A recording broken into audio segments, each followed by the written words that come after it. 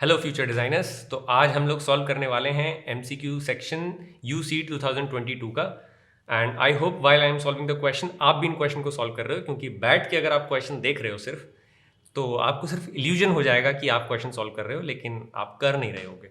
Plus हो सकता है कि क्वेश्चन सॉल्व करने में मैं भी थोड़ी गलती कर दूं। तो अगर आप क्वेश्चन करते रहोगे तो एटलीस्ट आप कमेंट सेक्शन में मुझे बता सकते हो, या तो आपका अपना version of the answer, otherwise आप गलतियां भी पकड़ सकते हो। सो साथ में क्वेश्चन करेंगे, मजा आएगा क्वेश्चन करने में।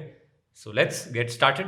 पहले क्वेश्चन से शुरू करते हैं। 3 paper clips are attached to a paper as shown on the left. Which of the options shows the back side of the paper? अच्छा, हमें इसका बैक साइड निकालना है। यहाँ जो बना हुआ है इसके बैक साइड देखना है क्या होगा। ठीक है, तो एक चीज़ मैंने देखा कि ये जो डॉट्स जो बने हुए हैं, यानी कि पेपर को जो बीच में स्टैंप लगाने वाला जो डॉट लगा हुआ है, ये अगर हम ब्राउन वाले को देखें तो ये इसके ऑपोजिट में आ रहा है इधर से। इसका मतलब इसके पीछे जो बन रहा होगा वो टूवर्ड्स डॉट से शुरू हो रहा होगा, इस तरह से कुछ बन रहा होगा, है ना। अगर हम पीछे वाला देखेंगे तो अगर मैं ए ऑप्शन में देखूं, दीज आर द, ये जो स्टेपल पॉइंट है वो यहाँ है, तो ये रहे, वो यहाँ से बन रहा है। तो ए तो सही है, बी भी मुझे सही लग रहा है ब्राउन वाले पॉइंट ऑफ व्यू से, लेकिन सी देखो आप उल्टा है, यानी कि ये इधर से आना चाहिए था बट ये इधर से। दैट मीन्स सी और डी दोनों ही इनकरेक्ट हैं। अब ए और बी में से दोनों में से कोई एक करेक्ट आंसर है। दूसरा देखते हैं, इसमें से तीनों में से कोई एक ही हो जाएगा सही, जो मुझे दिख ही गया। ग्रीन वाले पोर्शन को अगर हम ध्यान से देखें तो ये इस तरह से जा रहा है, इसका मतलब इसके बैक साइड में कुछ इस तरह से बन रहा होगा ग्रीन वाला। दैट मीन्स ये जो इधर से लाइन आ रही है that would be from the dot वाले पोर्शन से। ए में ऐसा हो रहा है, ये देखो ऐसे इस तरह से आ रहा है, और बी में एग्जैक्टली इसका ऑपोजिट आ रहा है उल्टी तरफ से, यानी कि A should be the correct answer for this one. Moving ahead, 38 question में सीक्वेंस है, एक कैनवस है, बोर्ड है, जो भी कह लें हम इसको, और उसके अंदर हमारे को कुछ एलिमेंट्स दिए हुए हैं। As I can see clearly, I can see that कि ये वाले जो एलिमेंट्स हैं वो एक एक स्टेप मूव कर रहे हैं। इसमें ज़्यादा टाइम लगा नहीं सोचने में। देखो आप यहाँ से यहाँ आएंगे तो ये यहाँ आ गया, यहाँ से यहाँ आएंगे तो ये यहाँ आ गया, तो एक एक स्टेप फॉरवर्ड मूव कर रहा है। And this canvas is rotating 45 degree, जो भी है board canvas is rotating 45 degree, तो ये भी रोटेट कर रहा है साथ, राइट। तो इसका मतलब अगला जो पोजीशन होना चाहिए वो तो ऐसा ही होना चाहिए, वर्टिकल। वो सारे ऑप्शन में ही है, लेकिन पोजीशन देखना है, यानी कि this yin yang will come here in between। तो ये A में आ रहा है, B में आ रहा है, C में नहीं आ रहा, D में नहीं आ रहा। That means C and D is incorrect. A और B में से कोई एक करेक्ट है हमारा। इसको देखने के लिए हम दोनों बस ये देख लेते हैं कि A और B में डिफरेंस क्या है दोनों में। तो अगर मैं ध्यान से देखूं तो मेरे को 1 मिनट में दिख जा रहा है डिफरेंस, तो ये 0 का है सबसे ज़्यादा, इस वाले सिंबल का है। सो टू ऑब्जर्व दिस, हमने ये देखा कि यहाँ पे 0 हॉरिजॉन्टल था, करेक्ट, लेकिन फिर ये तो रोटेट हो रहा है साथ में, तो 0 रोटेट नहीं हो रहा है, सिर्फ कैनवस रोटेट हो रहा है। इसका मतलब लास्ट वाले में 0 would be in the vertical form, ऐसे होगा। So in that case B should be the answer. I hope you are getting as I am saying. So I am thinking out loud, जिससे कि आपको भी समझ में आए कि क्वेश्चन सॉल्व करते वक्त हमें अपने आप से कैसे बात करनी है। This is an interesting question. N animation of revolving circle is shown on the left, it is flipped horizontally. एक बार हॉरिजॉन्टल फ्लिप किया है और एक बार वर्टिकली फ्लिप किया है। हॉरिजॉन्टल फ्लिप का मतलब क्या होता है, कोई भी अगर चीज़ है उसको अगर मैं हॉरिजॉन्टल फ्लिप कर रहा हूँ, यानी कि इस तरह से फ्लिप कर रहा हूँ, that means on vertical axis flip कर रहा हूँ, ये हुआ horizontal flipping. And vertical flipping का मतलब क्या हुआ, हॉरिजॉन्टल एक्सिस पे हुआ। तो एक्सिस हॉरिजॉन्टल हुआ तभी तो ये फ्लिप वर्टिकल हो गया, ऊपर से नीचे आ गया। तो ये हमें चीज़ें पता होनी चाहिए सबसे पहले। ठीक है, अब हमें देखते हैं, इट इज फ्लिप्ड हॉरिजॉन्टली एक बार और दूसरी बार वर्टिकली। अगर एनिमेशन एक बार देखें, सारे एक साथ देखेंगे एनिमेशन, तो ये काफ़ी अपने आप में कंफ्यूजिंग है कि हम ऑप्शन पे फोकस नहीं कर पाएंगे। तो अभी तो मैं सिर्फ इसी एनिमेशन पे देख रहा हूँ, क्वेश्चन फिगर का जो एनिमेशन है। सो एज आई कैन सी ये रोटेट हो रहा है क्लॉकवाइज, ये ब्लू वाले की सिर्फ मैं बात कर रहा हूँ, from here then here then here then here. So this is rotating clockwise. Okay, तो अब क्वेश्चन पे जाते हैं वापस, यानी कि वो इस तरह से रोटेट हो रहा है। तो अगर कोई चीज़ क्लॉकवाइज रोटेट हो रही है और मैं अगर उसको हॉरिजॉन्टली फ्लिप करूंगा, यानी कि वो एंटी क्लॉकवाइज रोटेट होने लग जाएगी। Isn't it? ये तो सबको क्लियर ही हो जाएगा। अब अगर मैं इसको फिर वर्टिकली फ्लिप करूंगा तो ये फिर से क्लॉकवाइज रोटेट होने लग जाएगा, क्योंकि पहले ऐसे हो रहा था, तो इस एक्सिस के राउंड होगा तो अब की बार ऐसे होने लग जाएगा, यानी कि जो फाइनल आंसर होगा वो क्लॉकवाइज ही रोटेट कर रहा होगा। अब मुझे ऑप्शन ABCD देखने होंगे कि इनमें से कौन सा क्लॉकवाइज कर रहा है। और एक और चीज़, क्योंकि ये वर्टिकली किया है, तो अभी ये जो भी पोजीशन में है, लेट्स से दिस पोजीशन, अभी इस पोजीशन में है, तो हॉरिजॉन्टल फ्लिप में तो ये वैसा ही रहेगा, लेकिन वर्टिकल फ्लिप में ये इसके एग्जैक्टली ऑपोजिट हो जाएगा। यानी कि अगर मैं ये पोजीशन देखूं तो सी और डी में से ही एक पोजीशन कोई सही है जो मैच कर रही है आफ्टर दीज टू ऑपरेशंस, जैसे that is horizontal and vertical flipping. यानी कि सी और डी का मेरे को ध्यान से देखना है कि उनका रोटेशन क्या है। क्लॉकवाइज जिसका होगा वही आंसर करेक्ट होगा। अब हम ध्यान से देखते हैं पहले ऑप्शन नंबर सी को। तो सी को अगर हम देखें तो सी जो है ये देखो एंटी क्लॉकवाइज रोटेट हो रहा है, तो सी शुड नॉट बी करेक्ट। लेकिन फिर भी हम एक बार डी को भी देख लेते हैं। डी देखो किस तरह से रोटेट हो रहा है, एक बार यहाँ, यानी कि D is rotating clockwise. That means D should be the correct answer for this question. इसके अलावा हमें ऊपर देखने की जरूरत नहीं है, हमने पहले ही एलिमिनेट कर दिया। I hope you are getting the question. Okay, you can set preferences in a mobile app by making series of selections. Okay, तो कुछ सिलेक्शंस दिए हुए हैं हमें और हमें नोटिफाई किया गया कि हमें क्या क्या चीज़ अचीव करनी है, और उसके बाद हमारे को यहाँ पे चेकलिस्ट दिया हुआ है, इसके हिसाब से हमें मार्क करना है। तो इसको करने के लिए मैंने अपने लिए एक आसान तरीका ढूंढा कि मैंने बोला कि चलो जो है पहले एक बार चार्ट बना लेते हैं छोटा सा। तो मैंने ऐसे एक चार्ट बना दिया कि ये अलाउड है टिक वाला, और जो क्रॉस वाला है वो अलाउड नहीं है। So you want to be notified for promotions. Okay, promotion के लिए मैं नोटिफाइड होना चाहता हूँ, ट्रांजैक्शन के लिए मैं नोटिफाइड होना चाहता हूँ, do not receive newsletter, तो यहाँ लिख दिया। You want to allow access for location and mic, तो वो यहाँ लिख दिया। Do not want to allow access to your contacts, तो कॉन्टैक्ट्स मैंने यहाँ लिख दिया। ओके, ठीक है। अब हम उसको पढ़ना शुरू करते हैं। Do not notify me on promotion, do not नहीं, I want to get notified, तो मैं इसको चेक नहीं करूँगा ऑब्वियसली, क्योंकि बाई डिफॉल्ट ये कर रहा है। If I do not want then I won't have to check it, isn't it. Send me newsletter, no I don't want to send newsletter, तो इसको भी मैं चेक नहीं करूँगा। Notify my transaction, yes notify it because I want, मेरे chart के हिसाब से। Do not allow access to my contacts, yes do not allow, इसको भी मैं चेक करूँगा क्योंकि मैं नहीं चाहता हूँ कॉन्टैक्ट को, है ना। Allow access to my location, yes I want it. Allow access to my mic, yes I want this. तो मेरा सिंपल हो गया आंसर, स्किप स्किप चेक और बाकी सारे चेक। तो ऐसा स्किप स्किप वाले दो तो सिर्फ इसमें आ रहे हैं, और उसके बाद डी, तो D should be the correct answer for this one. ऐसे एक चार्ट सिंपल सा बना लेने से मुझे बार बार ऊपर क्वेश्चन में देखना नहीं पड़ रहा है, जिसकी वजह से मेरा लॉस ऑफ इन्फॉर्मेशन थोड़ा कम हो रहा है और I am able to concentrate on the question. तो ये ज़्यादा सही तरीका रहता है, मैंने नोटिस किया है। तो you can try your own steps. A story depicts Sabina encountering a spider. Okay, तो स्पाइडर को देख रही है ये कैरेक्टर। अगर ये देखा जाए तो स्पाइडर थोड़ा सा दूर है कैरेक्टर से, थोड़ा यहाँ पर है स्पाइडर। सो अगर मैं बी ऑप्शन को देखूँ यहाँ पे ध्यान से, तो बी ऑप्शन तब बनेगा अगर स्पाइडर कहीं यहाँ होता बेसिकली, तब शायद बी ऑप्शन बनता है, इजंट इट। लेकिन अभी ऐसा नहीं है, अभी जो व्यू है स्पाइडर का कुछ इस तरीके से है। ओके, तो ऐसे केस में मैंने बी तो पहले ही रिजेक्ट कर दिया। अब ए और सी बिल्कुल देखने में बिल्कुल पास पास जैसे हैं, लेकिन मेरे को ए में एक गड़बड़ लग रहा है। ए तो बिल्कुल ही फ्लैट हो गया, ऐसा लगता है कोई उल्टा लेटा हुआ है, तो ये मेरे को सही नहीं लग रहा। प्लस अगर स्पाइडर यहाँ से देख रहा है, व्यू कर रहा है, दैट मीन्स, और तो इसको 3 पॉइंट पर्सपेक्टिव में चीज़ें दिखेंगी।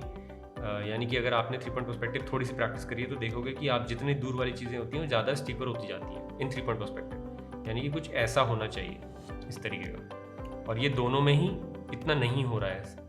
ए तो बिल्कुल ही मतलब हॉरिजॉन्टल ही है, सी में थोड़ा कोशिश करी गई है, मुझे डी में ये होता हुआ दिख रहा है। आप देख रहे हो ये चीज़, ट्राइंग टू सी, तो मुझे डी जो है नियरेस्ट ऑप्शन लग रहा है। हालांकि उन्होंने ए और सी इस तरह से बनाए हैं कि लगे कि हम ए और सी में से ही आंसर है, क्योंकि बिल्कुल क्लोजेस्ट है। जनरली ये होता है जब ऑप्शन बिल्कुल ऑपोजिट होते हैं या बिल्कुल क्लोज होते हैं दो ऑप्शन, तो उनमें से ही आंसर होता है। बट यहाँ पर ये थोड़ा सा ट्रैप है, तो इससे थोड़ा सा बचना होगा, थोड़ा सा 3 पॉइंट पर्सपेक्टिव के पॉइंट ऑफ व्यू से सोचना होगा। So D should be the answer for this one. Next, which option is correct mirror image of the following. अच्छा, मिरर इमेज देखना है, तो मैं जनरली मिरर इमेज के क्वेश्चन में क्या करता हूँ, एक एक एलिमेंट पकड़ता हूँ, पूरा देखूंगा तो बहुत टाइम लगता है। So I just want to eliminate the options और एक एक पकड़ के करते जाएंगे। जैसे मैं अगर इसको देखूँ 2 मिनट के लिए, तो देखो ए में इसके मिरर इमेज में ये है ही नहीं, तो ए तो वैसे ही गलत हो गया। बी सी डी में है ये सारी चीज़ें, तो ठीक है, बी सी डी में से कोई एक आंसर है, तो ए गलत हो गया। दूसरा एलिमेंट इसको पकड़ लेते हैं एक बार, तो इसका उल्टा बनेगा। देखो बी में नहीं है तो बी भी गलत हो गया, सी में है और डी में नहीं है तो डी भी गलत हो गया। तो आंसर आ गया सी, कुछ करना ही नहीं पड़ा इसमें। तो C is the answer for this one. Next, a solid sphere is kept on a planar surface. Okay, parallel rays of light are falling on it as shown in the image. Which option correctly represent the shadow cast by the sphere on the planar surface? Okay, so sphere की जब shadows बन रहे होते हैं planar surface पे, तो generally जब हम शैडो देखते हैं, जैसे फॉर एग्जांपल लेट्स से कि कोई भी ट्रायंगुलर या कोई भी चीज़ रखी हुई है और इसका अगर या कोई भी पोल है जैसे, तो अगर हम शैडो का फॉर्मेशन देखें, कोई पोल है और उसके ऊपर लाइट गिर रही है, तो हमने देखा है कि अगर जो भी 45 डिग्री पे एंगल पे है तो हम इस तरह से अपना शैडो बनाते हैं और हमें पता चल जाता है कि यार ये तो दोनों सेम हाइट की बन रही है लेट्स से। लेकिन स्फीयर में ऐसा नहीं होता है। स्फीयर में क्यों नहीं होता? क्योंकि आप देखो ये लाइन यहाँ बनी हुई है, तो शैडो यहाँ से नहीं बनेगी ऐसे करके, वो शैडो बनेगी, वो लाइन जो है टेंजेंट जाएगा स्फीयर के। So instead of going from here the line would be going from here. इसकी वजह से तो एक टेंजेंट जा रही है यहाँ से, जहाँ से कि शैडो बन रहा है, तो वो थोड़ा एलोंगेटेड हो गया। आप देख रहे हो यहाँ से वो आना चाहिए था, हमें लगता है कि जैसे यहीं तक आएगा, बराबर उसके आना चाहिए था, लेकिन यहाँ से तो लाइट नहीं आ सकती, यहाँ तो अभी स्फीयर है, तो उसको it is basically obstructing the light, तो यहाँ तक बनेगा ये शैडो, ठीक है। और जनरली अगर आप देखोगे, बना के भी देखोगे बॉल या फिर किसी भी स्फीयर का, अगर आप शैडो फॉर्म करने की कोशिश करोगे तो हमेशा एलिप्टिकली बनता है, जनरली नोटिस किया गया। एग्जैक्ट सर्कल बनना तो बहुत कम चांसेस होते हैं। उसका यही कारण है जो मैं आपको बता रहा हूँ। और लाइट यहाँ पे जिस तरह से गिर रही है, मैं उस तरह से कोशिश कर रहा हूँ बनाने का। दूसरा, अगर हम ये चीज़ देखें एलिप्टिकल बनने का, यानी कि सी और ए है, इन दोनों में से कोई एक आंसर हो सकता है। अब सी और ए में अगर हम नोटिस करें तो एक तो सेंटर से ही बन जा रहा है ये शैडो फॉर्मेशन बिल्कुल, और एक में थोड़ा पीछे से जा रहा है। अब हमें नोटिस करना होगा कि ऐसा कैसे हो सकता है। वो ऐसे हो सकता है क्योंकि ये है सेंटर, आप समझ रहे हो, लेकिन सेंटर पे फिर से लाइट नहीं आ रही, लाइट तो यहाँ तक आ जा रही है, तो यहाँ पर इतना पोर्शन फिर से शैडो बनेगा इतने पोर्शन का, तो दैट मीन्स जो शैडो बन रहा है वो इस तरीके से सर्कल का फॉर्मेशन एलिप्टिकल, यानी कि सेंटर के पीछे से। I hope you are getting this, ये कैसे हो रहा है, कैसे काम कर रहा है ये चीज़। So I think in this case A should be the answer. थोड़ा सा आप ऑब्जर्व भी कर सकते हो कि स्फीयर का कैसे बनता है, और वरना अगर आपको कुछ भी ऑब्जर्व नहीं करना तो आप सिंपल कॉमन सेंस लगा सकते हो कि यहाँ से ही तो शैडो बनेगा, इस पॉइंट से नहीं बनेगा। तो जो लोग ये सोच रहे हैं कि बी आंसर है, वो थोड़ा गलत सोच रहे हैं। I hope you are getting this. 4 students were given a pedagogy का स्टेंसिल बनाने के लिए, और उनको सोचना है कि आंसर इसमें से कौन सा सही होगा। shown in the options are design of each student that are to be cut into stencils for painting. Identify design that will not work as a stencil. Okay, stencil की तरह काम ना करे। अच्छा क्वेश्चन लगा मुझे ये।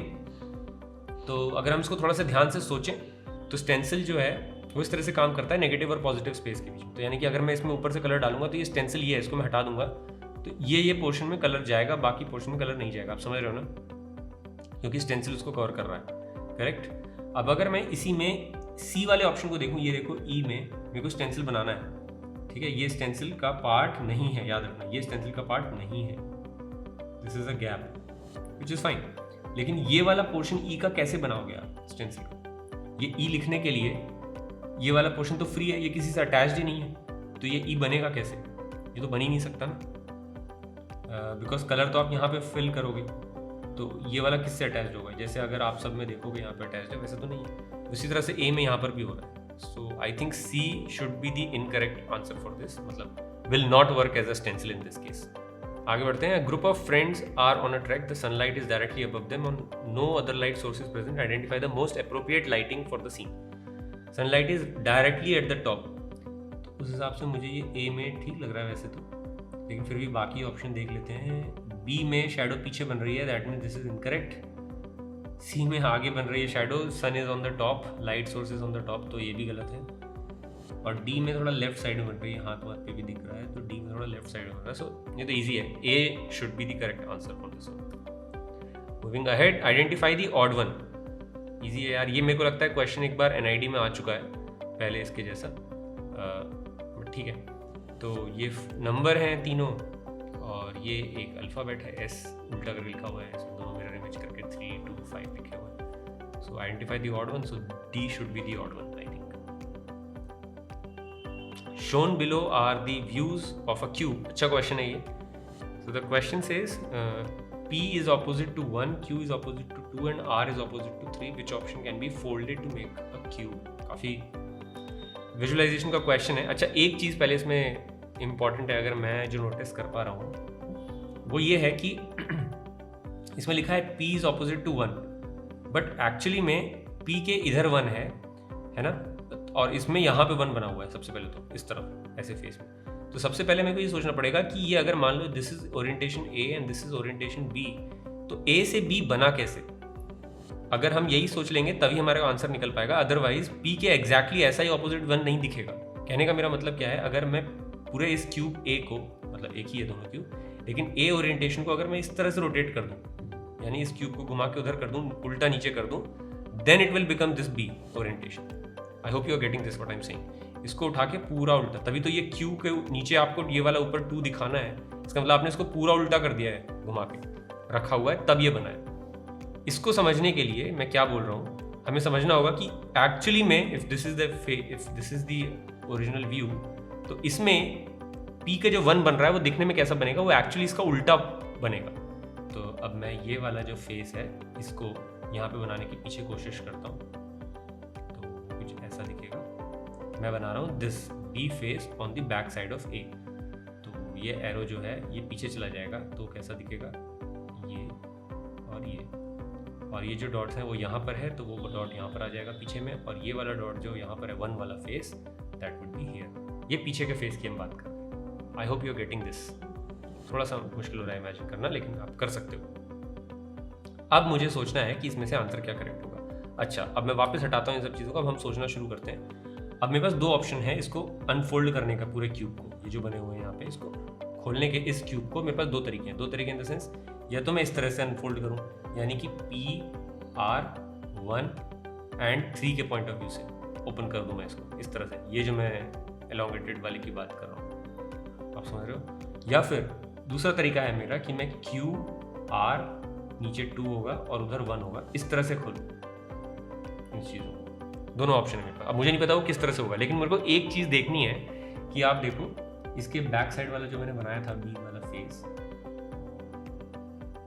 कुछ इस तरह से बन रहा है। अब आप फ्रंट फेस देखो इसमें कि ये गया P, ये गया आपका R, और आप पीछे वाला देखो जो पीछे का फेस बन रहा है, क्या वो कनेक्टेड है इसके साथ? नहीं है, वो तो इधर से आ रहा है ना, पीछे वाला फेस कनेक्टेड नहीं है। आप समझ पा रहे हो, ये इधर से ऐसे जा रहा है और पीछे वाला फेस इधर से आ रहा है। लेकिन अगर मैं B और D में ध्यान से देखूं तो ये सारी लाइंस जो है कनेक्टेड है, ये कनेक्टेड है सारी लाइन। जबकि अगर आप इधर वाली तरफ से ओपन करो, यानी कि Q जो है इससे कनेक्टेड नहीं है, यानी कि ब्रेक आ ही रहा है दोनों तरफ में, ये फ्रंट में है और इसके पीछे ये जो है बैक में बन रहा है, तो वो भी कनेक्टेड नहीं है। इस पॉइंट से ये पीछे वाला कनेक्टेड नहीं है, लेकिन B और D में कनेक्टेड है सारे through out. That means B और D जो है डेफिनेटली इनकरेक्ट, ये तो हो ही नहीं सकता, सारे कनेक्टेड तो हो ही नहीं सकते। तो B और D तो मैंने पहले एलिमिनेट कर दिया। अब मेरे पास आंसर बचा A और C में से कोई एक ही करेक्ट है, ठीक है। अब हम इसको काम करते हैं, अगर मैं इस वाले फेस को ड्रॉ करने की कोशिश करूं, यानी कि ये वाला फेस मैंने बनाया पहले फ्रंट पे, टॉप से मैं देख रहा हूँ, ये वाला फेस बनाया, तो कैसा बनेगा वो कुछ इस तरीके से। अच्छा, उसके साइड में बनाया मैंने P, इसको इस तरह से ऊपर खोल दिया, तो P बनाया मैंने, तो वो इस तरह से बनेगा, करेक्ट, देखना। और नीचे बनेगा R जो कि इस तरीके का होगा। तो ऐसा कुछ बन रहा है कि हमारा B और D तो गलत ही थे, तो ऐसा कुछ बन रहा है हमारा, ऐसा C में बन रहा है। Can you see this here? This is forming here, correct. That means this is Q, this is P face and this is R face. अभी तक तो मुझे यही समझ में आ रहा है। अब हम देखते हैं इसके बैक पॉइंट ऑफ व्यू से, तो मैं फिर से लिखता हूँ, this is P, this is Q and this is R। तो हम इसका बैक वाला पोर्शन बनाते हैं ताकि मैं कंप्लीट कर सकूँ। एक बार मेरे को बेसिकली C को बस मैं चेक करना चाहता हूँ। अच्छा, अब आप देखो पीछे इस वाली तरफ जो कि R के पीछे 3 है, उसकी बात कर रहा हूँ मैं। 3 में देखो, 3 वाली फेस में ये Q से कनेक्टेड है, isn't it? Q से कनेक्टेड है, यानी कि ये देखो Q से इस तरह से कनेक्ट होके जा रहा है, ये दोनों में जा रहा है, इधर भी जा रहा है, लेकिन अभी इसमें जा रहा है, करेक्ट। और डॉट जो है कहाँ, ऊपर की तरफ है, यानी कि यहाँ पे आ गया डॉट, ठीक है। इसके बाद Q के ऊपर क्या आएगा, नीचे, यानी कि हम नीचे वाले फेस में चलेगा, यानी कि यहाँ पर, यानी कि आएगा यहाँ पर 2। वो कैसे पता चला मुझे आएगा? अब देखो, ये इसको घुमा के नीचे रख रहे हैं, करेक्ट, पूरा घुमा के इस तरह से घुमा के नीचे रख रहे हैं, तो ये वाली लाइन तो वैसे ही आ जाएगी जैसे थी, और ये जो डॉट है वो वहीं आ जाएगा। आप समझ रहे हो, नीचे की तरफ मैं बनाने की कोशिश कर रहा हूँ, पूरा घुमा दिया ना मैंने, तो वहीं आ गया वो। तो अब पीछे वाला जो हम बना रहे थे Q वाले का, कैसे बनाते हैं फेस, तो ये रहा। तो अब हम नीचे वाला जो फेस बन रहा है वो इस तरह से बन रहा है। तो देखो ये जो लाइन थी वो कनेक्टेड नहीं है नेक्स्ट वाली लाइन के साथ। आप देखो ये वाला गया था हमारा 2 वाला फेस, 3 वाला फेस, और ये देखो इससे कनेक्टेड नहीं है। तो सी में वो सारे पॉइंट्स हो रहे हैं जो आंसर में होने चाहिए। तो मेरे को लगता है सी आंसर है, क्योंकि ए को विजुलाइज करना मुश्किल हो रहा है यहाँ पर कि क्या होगा। तो मेरे लिए तो सी आंसर काम कर रहा है। फिर भी मैं ये सोचने की कोशिश कर रहा हूँ कि ए का कौन सा व्यू बन सकता है। तो वो एक किसी भी व्यू से नहीं बन रहा है ये वाला पोर्शन। तो अगर आप ध्यान से देखोगे तो ये कहीं पे भी नहीं बन रहा है। तो इसलिए C is the answer for this one. I hope थोड़ा विजुलाइज करने में मुश्किल है ये, लेकिन आप कर सकते हो अगर थोड़ा सा ध्यान से इस क्वेश्चन के। Next is question number 48। दिखने में काफ़ी ओवरवेलमिंग लग रहा है, लेकिन ऐसा होगा नहीं, मुझे पक्का यकीन है। तो एक चीज़ जो मैं नोटिस कर पा रहा हूँ क्वेश्चन देखते ही, ये जो अल्फ़ाबेट है आप देख रहे हो इसका पोजीशन कैसे रोटेट हो रहा है। सेम जो अभी हमने ऊपर क्वेश्चन देखा था सेम उसी तरीके से कुछ हो रहा है। तो क्या ये सब में हो रहा है, मेरे को ये नोटिस करना है। देखो एफ यहाँ से यहाँ चला गया, करेक्ट। तो यही हो रहा है, मतलब कि ये यहाँ से आ गया। तो सिंपल एक एक पोजीशन रोटेट होते जा रहे हैं, सब एक एक पोजीशन मूव कर रहे हैं आगे इस तरीके से। तो बी और डी तो पहले ही गलत हो गए। अब ए और सी में से ही कोई करेक्ट है। तो ए और सी में डिफरेंस क्या है, बस मुझे वो चेक कर लेना। मुझे तो कोई डिफरेंस ही नहीं नज़र आ रहा ए और सी में। पता नहीं है क्या बनाया इन्होंने। इसकी ओपेसिटी कम है, इसकी ओपेसिटी ज़्यादा है। अच्छा, धीरे धीरे यहाँ पे ओपेसिटी कम भी होती जा रही है बेसिकली क्वेश्चन में। ओके, सो इसीलिए ए और सी में ऑप्शन है, लेकिन ओपेसिटी ये फेड होता जा रहा है धीरे धीरे। See that. तो उस पॉइंट ऑफ व्यू से सी करेक्ट है, क्योंकि ये कम ही होगा ओपेसिटी इससे। तो अभी ये और सेम ओपेसिटी के लग रहे हैं मुझे, इंटेंसिटी के, और ये थोड़ा कम लग रहा है। तो I think C should be the answer in this case. Otherwise आप देखोगे तो वैसे ऑप्शन में कोई डिफरेंस है नहीं, सारे ऑप्शंस एक जैसे ही हैं। Alright, okay, moving ahead. The option shows the map of some states of India. In only one of the options map, the map has been scaled either up or down. Which is that option? तो ये तो दिखने में लग रहा है कि पता ही चल रहा है ये गुजरात है, ये एमपी है, ये शायद महाराष्ट्र है, और ये मेरे को जहाँ तक लगता है वेस्ट बंगाल है। गलत भी हो सकता हूँ, ऐसा कोई ज़रूरी नहीं है। लेकिन सबसे बड़ा स्टेट तो डेफिनेटली मध्य प्रदेश ही है, और वेस्ट बंगाल इतना बड़ा स्टेट नहीं है जितना बड़ा स्टेट्स को दिखाया गया। मेरे को एक चीज़ लग रहा है, मुझे तो ये दोनों भी बहुत ज़्यादा वैसे नहीं लग रहे हैं। मतलब इतने महाराष्ट्र मुझे एमपी से भी बड़ा लग रहा है, या हो सकता है महाराष्ट्र भी हो गया हो हाल फिलहाल में एमपी में, क्योंकि डिवाइड हुए हैं छत्तीसगढ़ और उसमें। तो बट ठीक है, ये दोनों बड़े स्टेट हैं, ये तो है। लेकिन वेस्ट बंगाल इतना बड़ा स्टेट नहीं लग रहा है मुझे। लेकिन मेरे को ऐसा कोई एलोंगेटेड भी नहीं लग रहा, जैसे उसमें लिखा हुआ है क्वेश्चन में, इट हैज़ बीन स्केल्ड और समथिंग लाइक दैट। मुझे ऐसा नहीं लग रहा। तो मेरे लिए तो काफ़ी कंफ्यूजिंग है ये क्वेश्चन। मतलब मैं इस क्वेश्चन को इतनी आसानी से अटेम्प्ट कर नहीं पाता। बस यही मेरे को एक चीज़ लग रहा है कि ये इतना पोर्शन जो है डी का, that is almost covering the half portion of this और हाफ पोर्शन ऑफ दिस, जो कि होता नहीं है एक्चुअली में। अगर आप एरिया वाइज देखोगे, वेस्ट बंगाल कंपेरेटिवली काफ़ी छोटा है महाराष्ट्र और मध्य प्रदेश। पता नहीं, I would have skipped this question, क्योंकि मेरे लिए इतना आसान है नहीं। फिर भी D is the answer for this one, ऐसा मुझे लगता है। But not a question to be answered. I think थोड़ा कंफ्यूजिंग है, थोड़ा गलत होने के चांसेस ज़्यादा हैं। Okay, so Geeta place some objects on a white plate. She took a photo with a camera without disturbing the arrangement, okay, of the objects. She took 2 more photos, मतलब total 3 photo ले ली, turning the plate. Soon after, Shefali placed same object on the similar plate under similar light condition. Took a photo. Which option of shown by Shefali is the photo? Which option is the Shefali's photo? Okay, तो जो 3 एक जैसे होंगे और एक अलग होगा, हमें बेसिकली ये देखना है इसमें। तो ठीक है, मतलब हो जाएगा, इतना मुश्किल क्वेश्चन है नहीं। मैं तो सिर्फ इस वाले के व्यू, ये जो व्यू है, ये जो भी है वाइट, क्या है, उसका व्यू देख रहा हूँ मैं। तो मेरे को दिख रहा है कि ये कैप और ये सही है, ये भी सही लग रहा है मुझे, सही ये भी लग रहा है मुझे, चारों ही सही लग रहे हैं इस केस में। तो फिर कोई और देखना पड़ेगा। ये इधर है व्यू उसका,